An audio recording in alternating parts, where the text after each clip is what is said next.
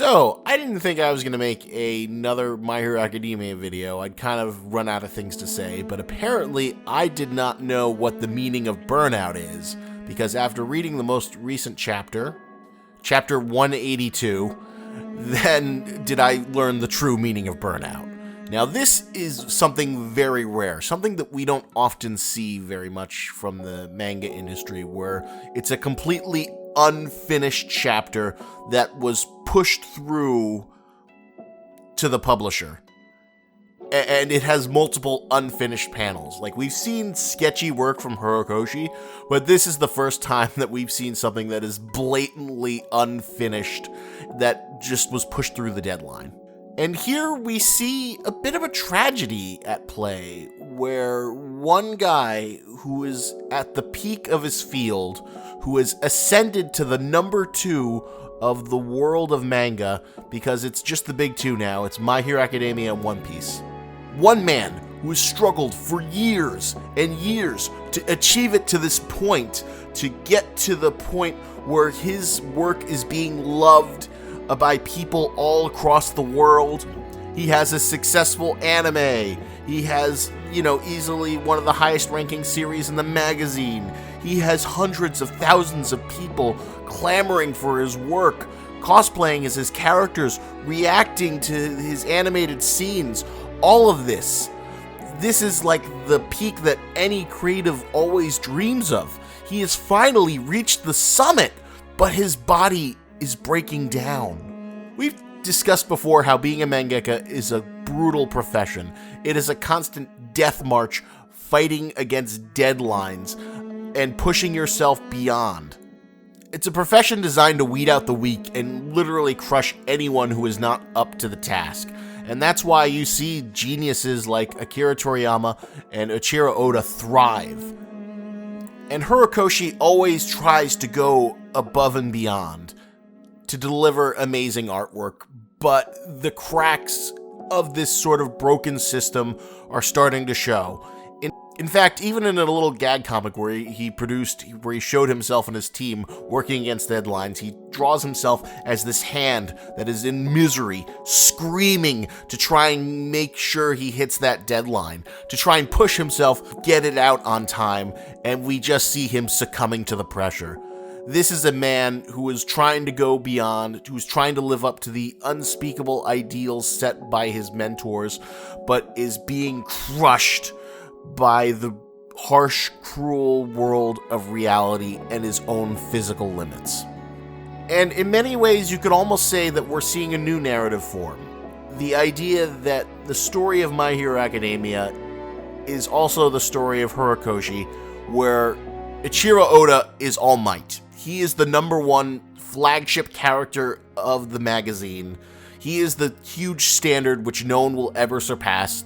To give you an idea of how ridiculous of a standard, Eiichiro Oda has achieved with One Piece, think about the fact that he sold over 400 million copies and is quickly going to surpass Batman. Not just like one run of Batman.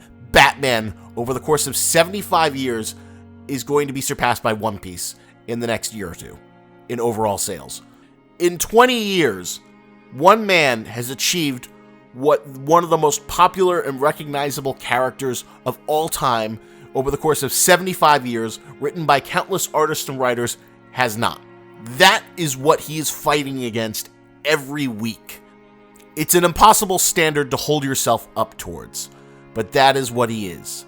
And in many ways, I'm starting to feel like the story of Endeavor, of a man who wants to be number 1, but can't, because he sees the incredible chasm between him and what the real number 1 is, reflected in My Hero Academia. The era of the big 3 is over and done with. The era of the big 3 is gone. It's just My Hero Academia and One Piece, and everything else scraping for a seat at the table. And it's with this chapter that we see the limits of Horikoshi, where he's being pushed beyond his limits, and he just produces an unfinished piece of work. This is a very common practice in Japan. You see it all the time in anime, where unfinished episodes are pushed through on air, even though they have many errors and are incomplete. And it happens all the time, and the idea is that they can be fixed for the Blu-ray release. The idea here is that all of the artwork can be improved for the volume release. And Horikoshi's very, very lucky in the sense that he's big enough and popular enough where these kind of errors will probably be tolerated and he doesn't have to fear for his job. My Hero Academia is too big to be canceled. But at the same time, there's a unique tragedy. Just imagine, for years, you've been struggling to achieve your dream. You've been fighting, you've been practicing, you've been working so hard. You've tasted the bitterness of failure again and again. But then, after trying for so hard, you finally make something, basically distilling your entire passions into one piece of work, and it works. Everyone loves you. Everyone is watching you. There is like so much outcry. You are touching people's lives. You are making them happy. You are giving them joy week from week. You are becoming an international phenomenon. People are dressing up as your characters. Hundreds of people are reacting to your work on a weekly basis. It is the little light of joy in their dark and dreary week. And you are finally have it. You have the dream of every single creator. You've achieved the dream that every creator hopes for in your career. You are making something that is touching the people's lives, and you are putting your heart and soul into it. And that is overcoming any kind of shortcomings that your work may have. And people are loving it. And you are just putting so much into it. But it's not enough. Your body is literally failing. No matter how hard you want to work, no matter how much time you put into effort you put into this, your body's just saying, no, I can't do this. I can't keep up with this. And your strength is fading away. And you're pushing yourself so hard to the point where even your body will give out. And while the story of Horikoshi might be the story of endeavor, in many ways you could say that the failing light of his artistic ability, of meeting deadlines, is in many ways the story of All Might and how his strength has failed and collapsed on him. And you get this image of an artist and his work holding hands, completely interconnected, as the dream to go beyond, the dream to go plus ultra, comes up against the brick wall that is reality. And that reality is seen in this chapter in 182 of what that looks like when you reach the limits that you cannot surpass, that you cannot go beyond in plus ultra. And it becomes an almost tragic story of one man trying to surpass his limits, to live up to the genius of his former inspiration, now rival Ichiro Oda, and he just can't. And in some ways, that is the saddest story possible. I reflected on how that story was kind of seen in the story arc of Gentle, the Gentle Criminal. Someone who wants to achieve his dreams, but does not have the ability to do so, and was beaten down by the cruel, harsh realities of regular life and his own limitations. And Horikoshi, in this situation, for this chapter, is Gentle, the Gentle Mangaka, where we see beyond the curtain, where we get the best look of manga production that we've ever seen in this, possibly his unfinished masterpiece, for the culmination of this arc. And maybe these standards he's living up to of producing 19 pages a week is something that needs to change. Maybe this is just not a way to work. Not everyone should be expected to live up to the ridiculous standard set up by Ichiro Oda, and unfinished pages are becoming far too common. Maybe he just needs a break. Maybe every 3 weeks he should be able to take a week off, sort of similar to how Oda gets a week off.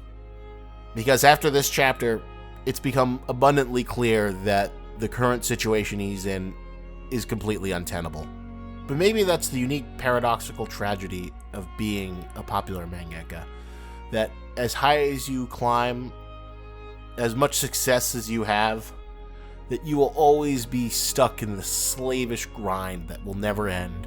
And despite whatever fulfillment you might get, despite how many people you might make smile or happy, that ultimately, until you choose an end, or the publisher chooses one for you, that you will be forever entrenched in a never-ending death march as you try to strive forward on the mountain of success. And as frustrating as it is to see talented mangaka like Togashi take breaks, maybe those extended hiatuses are needed for people like him to recharge their batteries.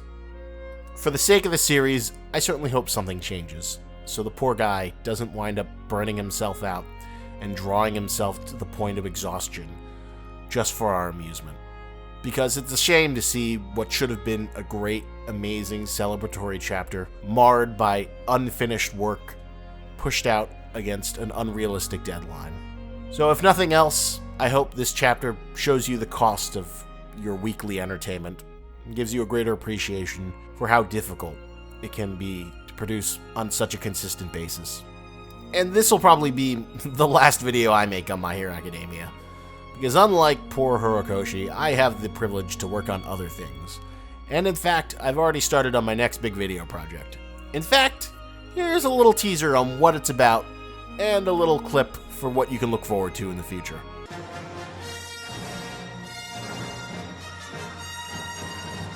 But let's ask some real people about the Star Wars characters and see what they say. I posed this simple challenge to them. Describe the following Star Wars character without saying what they looked like, what kind of costume they wore, or what their profession or role in the movie was. Describe this character to your friends like they ain't never seen Star Wars. The more descriptive they could get, the stronger the character, eh? Right. It's Ray again. She's the girl. Okay. She's the girl with the staff. Ray, hot? Damn, how can I describe her? Very, generic. Very, like, every woman, very, strong, but, like... She's trepidatious but brave. Millennial. She's like literally a starving person. Hardworking, ambitious. She's kind of brave, but in reality she really isn't. And, I don't know what else to say. damn, I don't know, bro. Fucking next character, next fucking character, bro. So hopefully see you soon with that. And remember, lobsters and tennis, but don't you grab it. You got a lobster, you got it back, yeah. Lobsters and tennis, but don't you grab it.